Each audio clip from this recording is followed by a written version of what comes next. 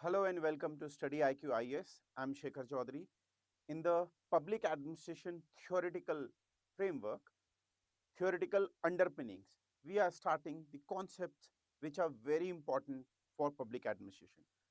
One of the concept which is lesser known but can be used in public administration answers and theoretical part that question could be there is the public value theory. You must have heard, आपने सुना होगा public choice approach, public choice theory के बारे में। परंतु ये कुछ lesser known concept है, पर आपको हेल्प करेगा ये आपके आंसर्स में। देखिए तो क्या है public value theory, developed by Mark Moore. So Mark Moore कौन है? प्रोफेसर हैं अमेरिका में, और इनकी एक बुक आई थी 1995 में, creating public value strategic management in government करके। यहां से ये बात आई। अब इसके पीछे की अगर हम बात करें कि इसका बैकग्राउंड क्या है, तो जरा देखिए, हम ये देखते हैं कि पब्लिक एडमिनिस्ट्रेशन में हमेशा से स्टेट वर्सेस मार्केट का डिबेट रहा है। स्टेट की क्या जिम्मेदारी है वर्सेस मार्केट की क्या जिम्मेदारी है ये। हम देखते हैं कि old public administration, new public administration, ये 1960s 50s तक आने वाले कॉन्सेप्ट थे। क्लासिकल पब्लिक एडमिनिस्ट्रेशन, उसके बाद न्यू पब्लिक एडमिनिस्ट्रेशन। 1970s और 80s में मार्केट ड्रिवन कॉन्सेप्ट आता है, न्यू पब्लिक मैनेजमेंट। इससे भी असंतुष्टि होती है।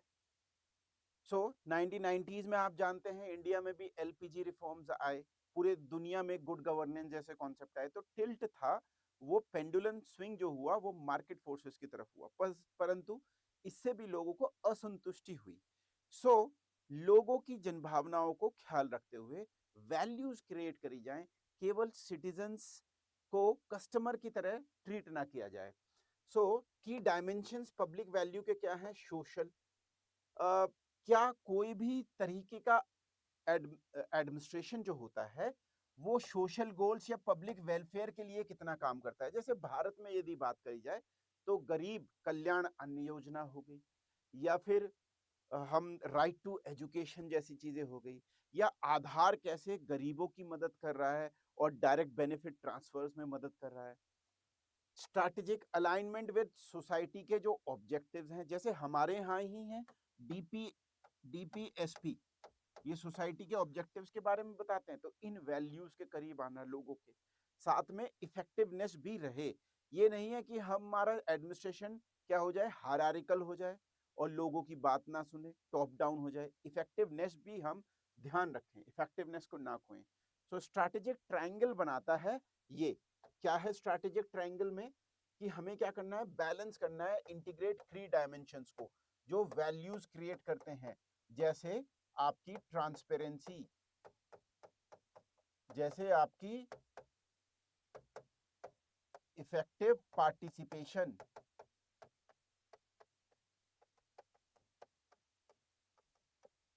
एफिशिएंसी और इफेक्टिवनेस को भी नहीं खोना है, व्यय ज्यादा नहीं करना है, फालतू के बिग ब्यूरोक्रेसी नहीं बनानी है।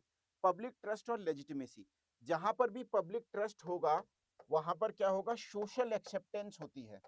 कोई भी चेंज लाना चाहता है समाज में, अगर ब्यूरोक्रेसी या गवर्नमेंट, तो उसकी सोशल एक्सेप्टेंस। जैसे अगर हम स्वच्छ भारत की बात करें, स्वच्छ भारत की बात करें, तो लोग क्यों स्वीकार करेंगे? जब तक उसकी लेजिटिमेसी नहीं होगी। लेजिटिमेसी मतलब सोशल एक्सेप्टेंस, क्योंकि हमें पता है ये सरकार प्रयास कर रही है, इससे बीमारियां कम होंगी, इससे स्वास्थ्य अच्छा होगा। इस तरीके से जब ट्रस्ट पैदा करके कोई भी कार्य किया जाता है, उससे सोशल लेजिटिमेसी बढ़ती है। ये इसका ट्रायंगल है, ये आपको याद रखना है।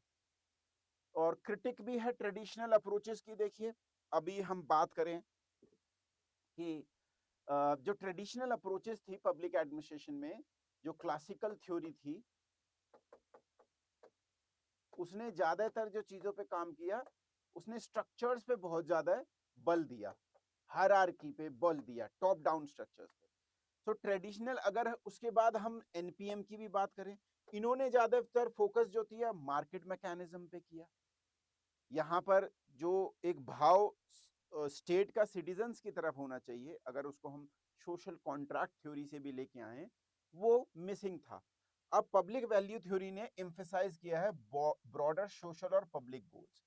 सो transparency, accountability, participation, creating value, जो लोगों को चाहिए वो देना, लोगों को एक साथ इकट्ठा करके उनको पार्टिसिपेशन में लाना, इस और कैसे स्ट्रैटेजिक मैनेजमेंट कर सकती है गवर्नमेंट इसके साथ, यही पब्लिक वैल्यू थ्योरी का क्रक्स है। 1995 में आई, प्रोफेसर मूरे का नाम याद रखिएगा, पब्लिक एडमिनिस्ट्रेशन के स्टूडेंट्स के लिए बहुत अच्छा कॉन्सेप्ट है, याद रखिएगा। अब पब्लिक एडमिनिस्ट्रेशन का जो बैच है वो आपके लिए 15 जनवरी तक खुला है, और इसी समय आपके लिए ग्रेट इंडियन फेस्टिवल सेल भी है। पब्लिक एडमिनिस्ट्रेशन एक ऐसा ऑप्शनल है जिसको यदि आप लेते हैं तो आपका सिलेबस 5 महीने में कवर हो जाएगा। एक आपके लिए ये फायदा रहेगा कि यहाँ पर टेस्ट सीरीज भी साथ में मिल रही है और पूरा का पूरा सिलेबस भी कवर हो रहा है। 12 टेस्ट आपको मिलेंगे। आपको करना क्या है, एससी लाइव कोड का यूज करना है और 12,999 में ये अवेल करने लाए। पब्लिक एडमिनिस्ट्रेशन यदि आप लेते हैं तो आपको सीखने को मिलेगा जो आप करना चाहते हैं। जाके एग्जाम्पल के तौर पे आप में कोई आईपीएस बनना चाहता है तो पुलिसिंग होती कैसे है, क्या है बेसिक पुलिसिंग, कैसे पुलिसिंग स्टार्ट हुई इंडिया में, उसमें क्या समस्याएं हैं, टेक्निकल पुलिसिंग क्या है। साथ में अगर आप एडमिनिस्ट्रेशन में जाना चाहते हैं तो रेवेन्यू एडमिनिस्ट्रेशन क्या है, क्या जर्नलिस्ट करते हैं, आईएएस अधिकारी किस पदों पे जाते हैं, डीएम बनते हैं, कमिश्नर बनते हैं, डायरेक्टर बनते हैं, सीईओ बनते हैं। इसके अलावा एसडीएम कैसे कार्य करते हैं, तहसील ब्लॉक का कार्य कैसे होता है। क्या आपको कोई और सब्जेक्ट ये बताने वाला है? जी नहीं, पब्लिक एडमिनिस्ट्रेशन ऐसा सब्जेक्ट है जो सिविल सर्विसेज को ही पढ़ाता है। आपकी ट्रेनिंग कैसे होनी है लबासना में, आपके प्रमोशंस कैसे होने हैं, इन सब चीजों पे फोकस करता है। तो आप सभी का स्वागत रहेगा यहाँ पर। एक चीज और मैं आपको बताना चाहूंगा, यदि आप पब्लिक एडमिनिस्ट्रेशन ऑप्शन लेते हैं तो आपका governance, internal security, disaster management, ethics के पेपर में code of conduct, code of ethics जैसी चीजें, और साथ में आपका बहुत बड़ी रूप से ऑल टुगेदर इसमें लाभ होने वाला है। सो पॉलिटी भी, जो पेपर 2 है पब्लिक एडमिनिस्ट्रेशन का, उसमें पॉलिटी भी कवर हो जाएगी आपकी। सो आप देखिए लगभग जीएस का 30 से 35% जो पोर्शन है वो आपका पब्लिक एडमिनिस्ट्रेशन ऑप्शनल लेने से ही कवर हो जा रहा है। तो आप सबका स्वागत रहेगा यहाँ पर। आपको मेरे साथ, मैं स्वागत करूंगा आपका, आप मेरे साथ जुड़िए टेलीग्राम ग्रुप पे और साथ पे इंस्टाग्राम ग्रुप पे। यहाँ पर आपको मैं आर्टिकल्स भेजते रहता हूँ, साथ में आप मुझ तक रीच आउट कर सकते हैं ताकि आपकी कोई दुविधा हो, कोई प्रॉब्लम हो यूपीएससी की तैयारी से रिलेटेड, आप मुझसे पूछ सकते हैं। सो इम्प्लीमेंटेशन चैलेंजेस क्या हैं? अब देखिए पब्लिक वैल्यू थ्योरी को, है तो बहुत अच्छा कॉन्सेप्ट, पर क्या है, स्टेक होल्डर्स का इंगेजमेंट, डाइवर्सिटी है। कुछ समाज के लोग बहुत पढ़े लिखे हैं हमारे देश में, कुछ समाज के लोग पिछड़े रह गए हैं पढ़ाई में, मतलब फॉर्मल पढ़ाई में। वैसे तो जैसे ट्राइबल कम्युनिटी है, बहुत ज्ञान है उनके पास, ट्रेजर। अब इन सबको एक साथ कैसे लाया जाए, एक साथ इनकी जो महत्वाकांक्षाएं हैं उनको कैसे पूरा करा जाए, ट्रांसपेरेंसी, ओपन कम्युनिकेशन और अकाउंटेबिलिटी कैसे बनाई जाए, focus on societal benefits over मियर outputs. अभी हर चीज को ये देखा जाता है कि भाई आपने कोई भी चीज का उपयोग कैसे किया, रिसोर्सेज का, तो आप कितने एफिशिएंट रहे। परंतु ये चीजें मिसिंग हो जाती हैं जब हम उनको देखते हैं कि केवल और केवल पैसे के आधार पे जो आउटपुट्स हैं वो असली बात नहीं है। असली बात है स्किल्स देना, असली बात है डेमोक्रेसी के लिए लोगों में एक पॉजिटिव भाव क्रिएट करना। इसको कैसे मेजर करेंगे? तो ऐसी चीजें पीछे रह जाती हैं। तो सोसाइटल बेनिफिट्स को ऊपर रखना पड़ेगा, हमें स्टेक होल्डर्स को इन्वॉल्व करना पड़ेगा। सो एग्जाम्पल्स क्या है पब्लिक वैल्यू क्रिएशन के? इंटरनेशनल एग्जाम्पल की बात कर लेते हैं। देखिए participatory budget management in Brazil. So cities like Porto Alegre, इन्होंने क्या किया है कि पार्टिसिपेशन, लोगों के साथ सर्वे करते हैं, कम्युनिटी इंगेजमेंट करते हैं और उससे अपना बजट डिसाइड करते हैं, जैसे हमारे भी देश में बजट बनाया जाता है।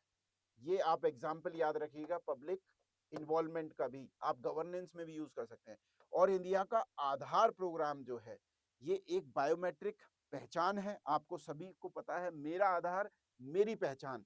तो जन जन तक ये पहुंच चुका है। इससे कैसे पब्लिक वैल्यू क्रिएट हुई है, स्ट्रीमलाइन हो गया है वेलफेयर की स्कीम्स को। जैसे आप डायरेक्ट बेनिफिट ट्रांसफर में बहुत सारी जगह पर आपको केवल और केवल आधार से मिलेगा। करप्शन और इनएफिशिएंसी थी, जो जैसे पीडीएस में बहुत करप्शन था, वो भी खत्म हो रहा है। इंक्लूसिविटी हो रही है, सबका आधार हो गया है। तो ऐसे लोग जिनको पता भी नहीं है, उनको आधार से स्कैन करके उनके बायोमेट्रिक लेके केवल उन्हीं को फायदा पहुंचेगा।